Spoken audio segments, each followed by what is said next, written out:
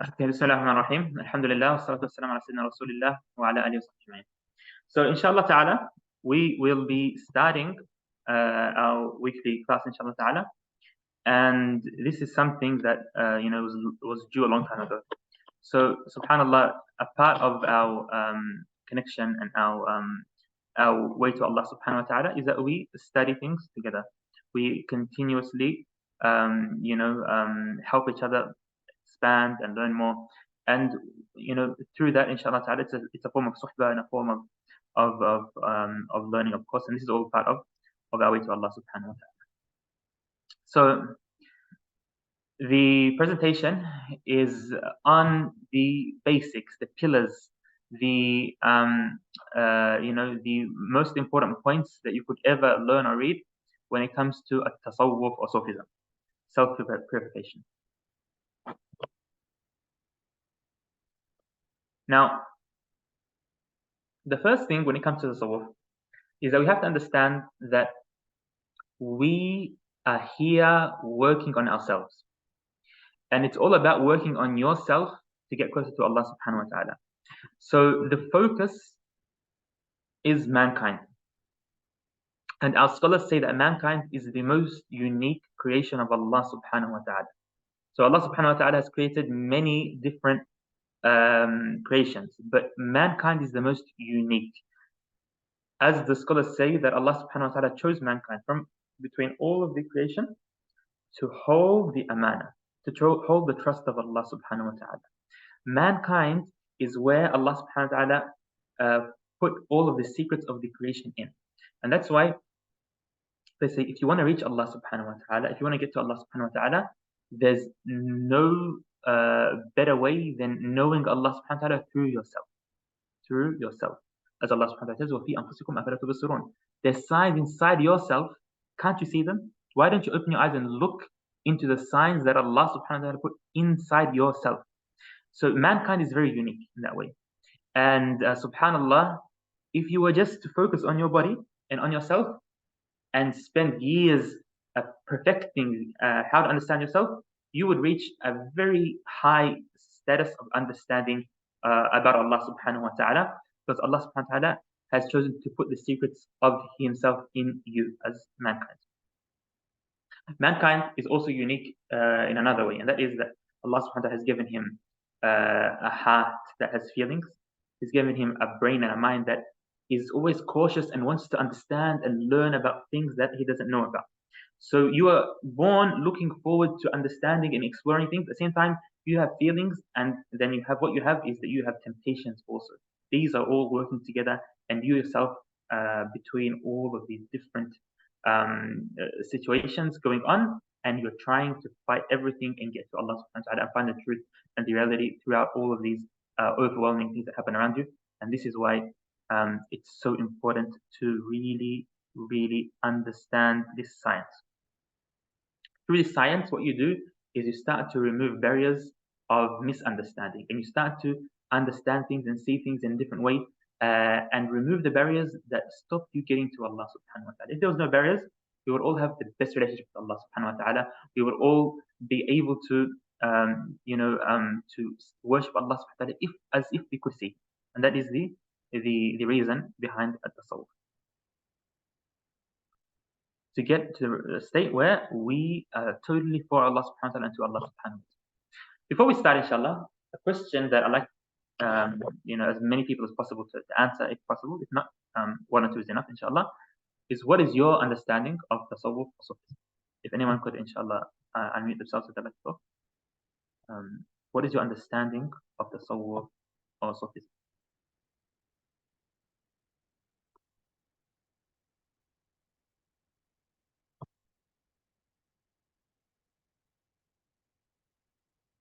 Anyone?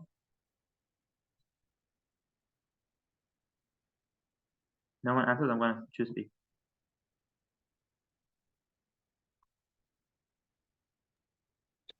السلام عليكم.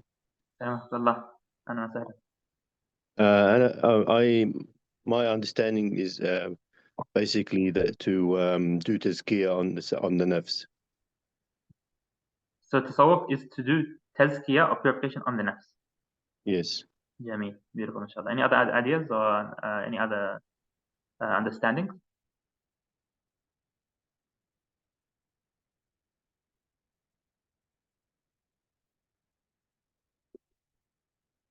Sidi Ala?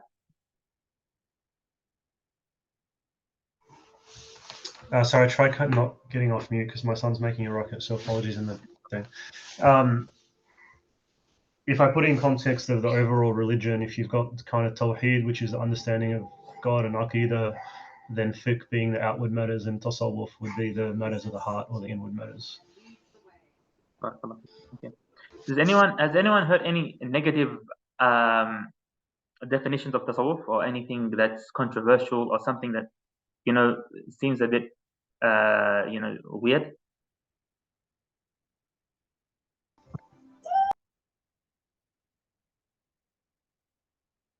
Inshallah, everyone has positive things. Okay, so tasawwuf, alhamdulillah, there's a lot of positive understanding on tasawwuf, but there's a lot of people who have a negative idea about tasawwuf also. Some people think tasawwuf, for example, is that science where people they fake and they create an unrealistic imagination out there, and they start to act upon that and jump around in circles and just waste their time going against the teaching of Rasulullah. This misconception is one of the things that we want to address throughout this course, inshallah ta'ala. And this misconception is something that has existed from the beginning. From the beginning of the history of Islam, we find that many people entered tasawwuf and they didn't really understand what it was about. So they actually did bad tasawwuf, and they gave a bad idea about tasawwuf. There's a quote here in this presentation that was mentioned by someone, one of the people in history. The quote says, أكثر صوفية زماننا زنادقة ومبتدعة وحرورية. أكثر صوفية زماننا زنادقة ومبتدعة وحرورية. So most Sufis of our time are zindiqs, people who are hypocrites, and people of bid'ah, and people who are khawarij. Who do you think would have said this saying? Can we have some names?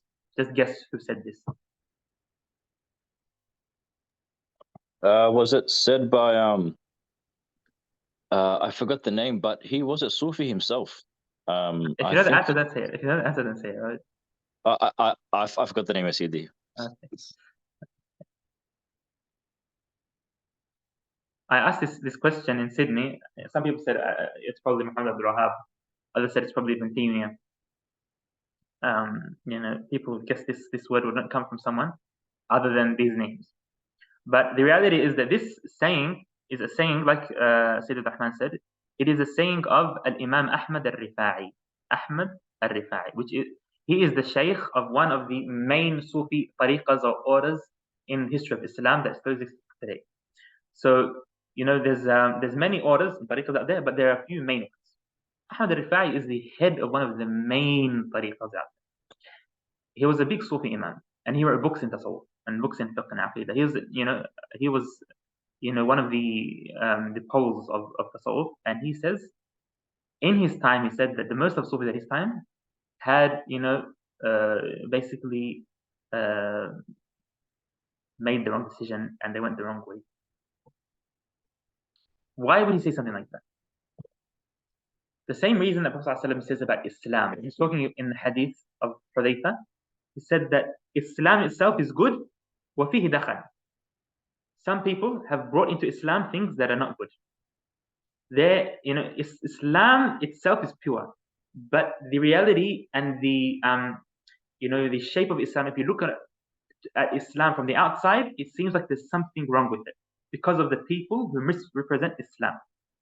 The same thing when it comes to tasawwuf. If Islam itself has been misrepresented, and you can't see any Muslim on the face of the earth and say that he represents Islam, the same thing when it comes to tasawwuf. You cannot find a Sufi out there, or you can only find a few Sufis out there who represent tasawwuf.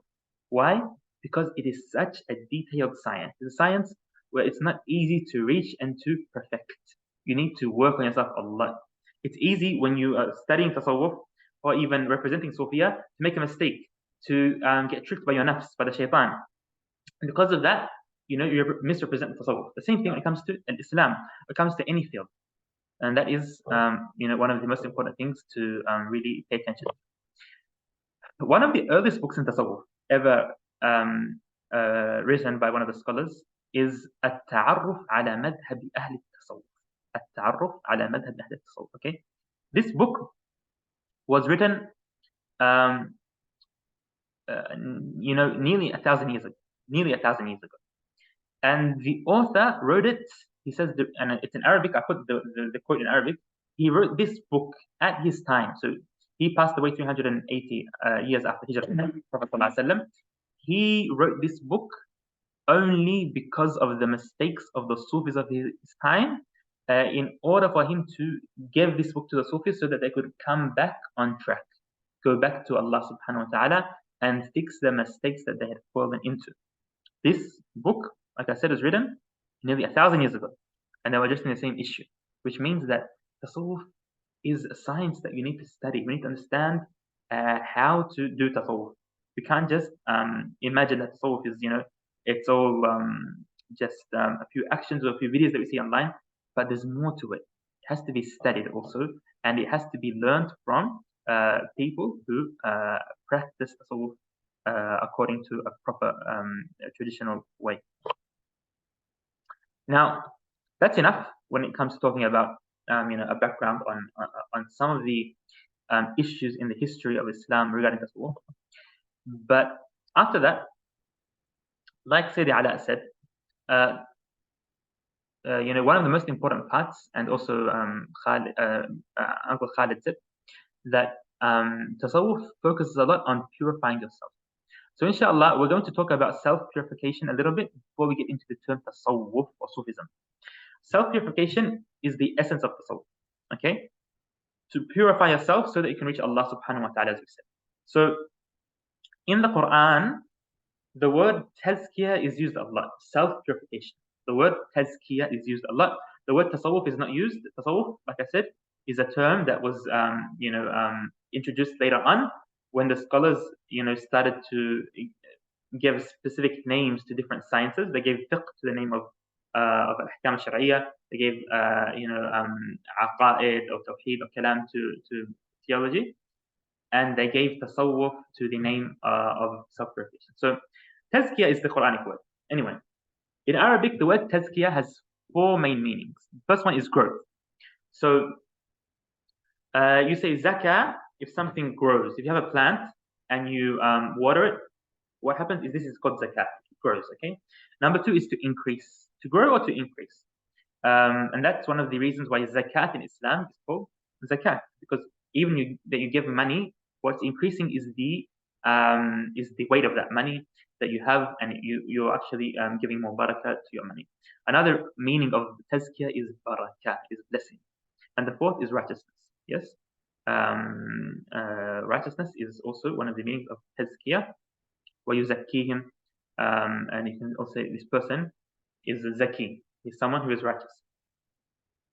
So generally, these meanings all fall down into 2 main concepts. Number 1, cleaning, and number 2, progressing. That is what tasawwuf and tazkiyah is about.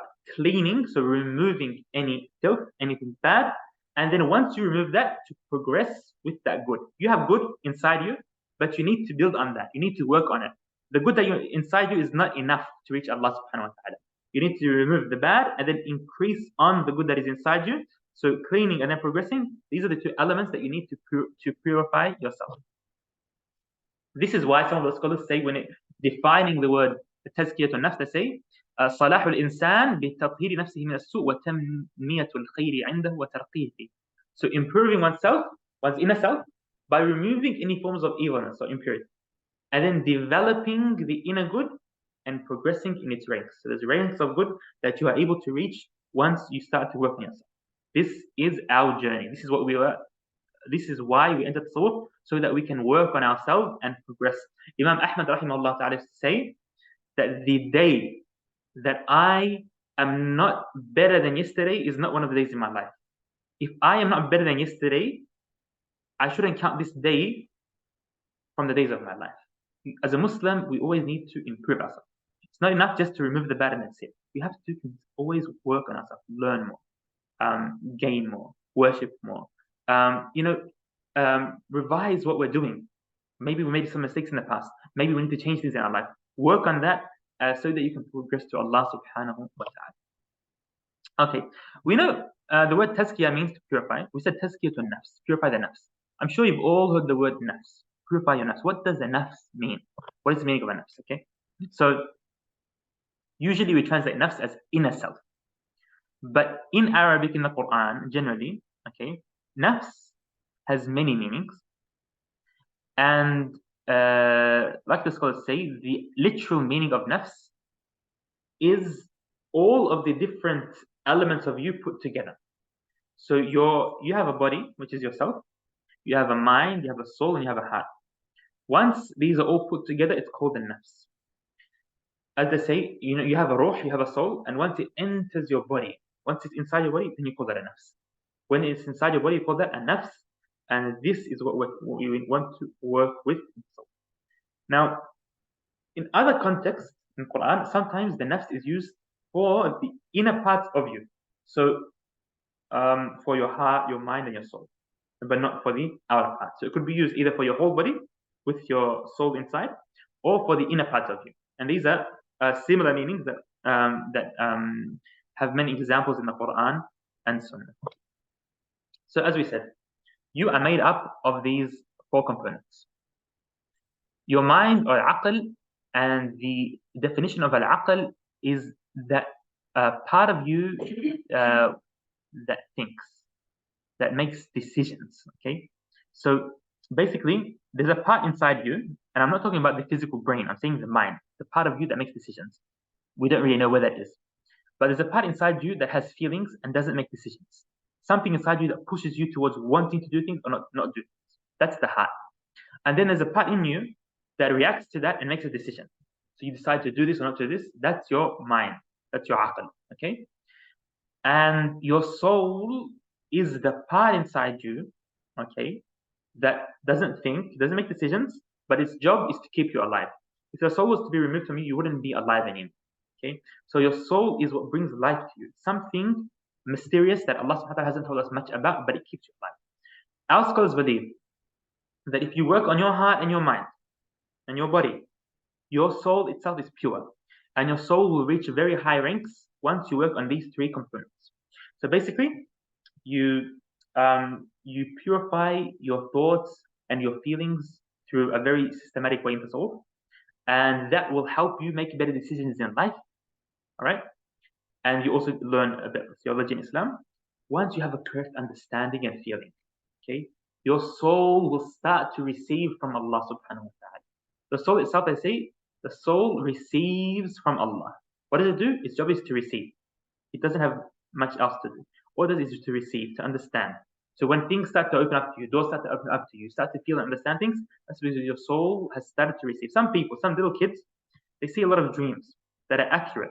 Or you find little kids feeling things different. They feel, that there's bad energy in the room. They feel the shaitan. Even when I'm in work, a lot of kids come to me. They say they've seen the shaitan. They've seen this. They've seen that. Why do kids see so much? Because their soul is still pure. There's not that much blocking it. They still haven't gone into life and seen all of the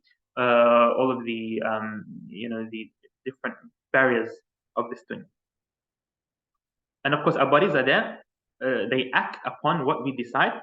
So, and that's why all of this goes down to the heart. Why?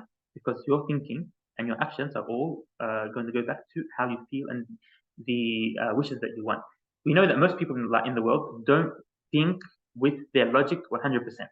Our logic is always affected by our feelings. And that's why Prophet ﷺ says, أَلَا إِنَّ فِي الْجَسَدِ مُضْغَةً إِذَا صَلَحَتْ صَلَحَ الْجَسَدُ كُلُّهُ وَإِذَا فَسَدَتْ فَسَدَ الْجَسَدُ كُلُّهُ عَلَى وَهِيَ الْقَلْبِ. There's a part in your body that if it was correct, if it was fixed, everything else would be perfect, would be fine. Nothing would be affected, which is your heart. If your heart is wrong, everything else is wrong. If your heart is wrong, you have the wrong feelings. You're hating against the awliya of Allah subhanahu wa ta'ala. You don't enjoy dhikr of Allah subhanahu wa ta'ala. You don't have a good relationship with Allah subhanahu wa ta'ala. You don't feel that, you want to be close to Allah subhanahu wa ta'ala. And your focus is just on, something haram.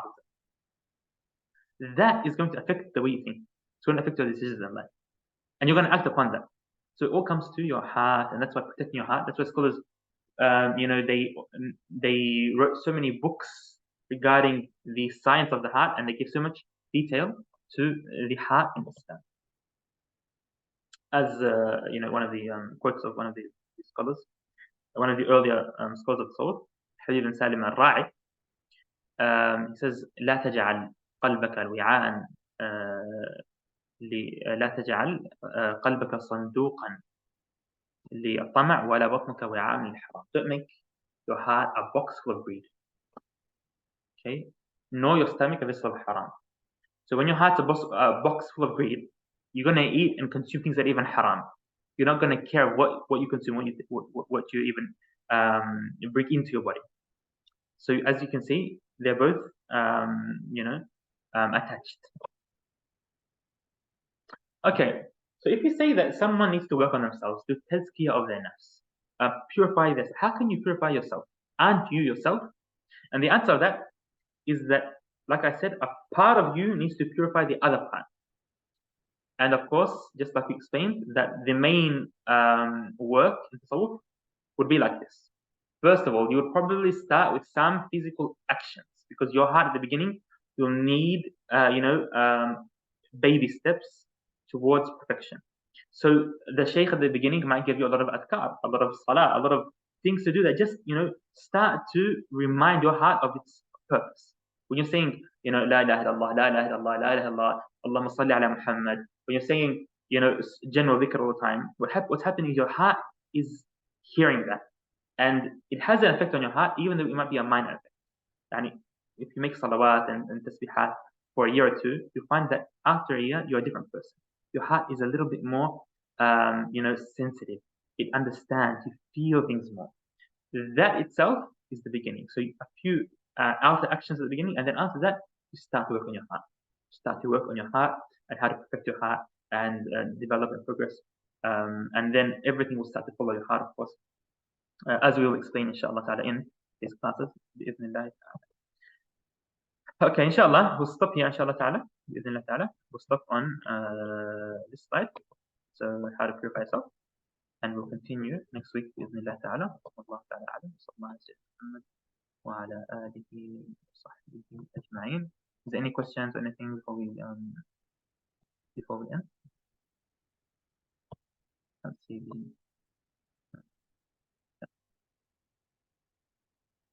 Anyone want to say anything? Got any questions? Or yeah.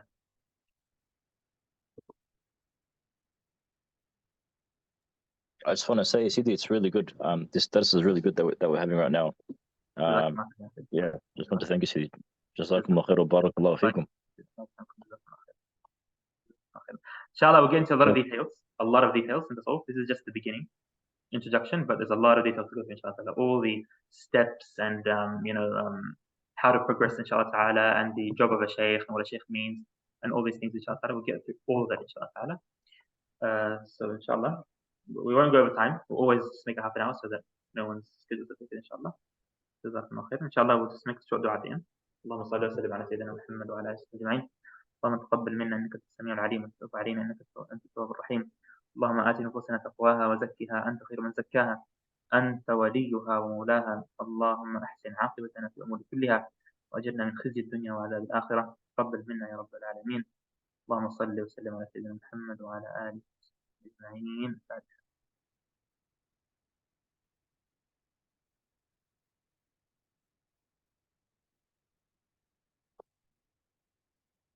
جزاكم الله خير.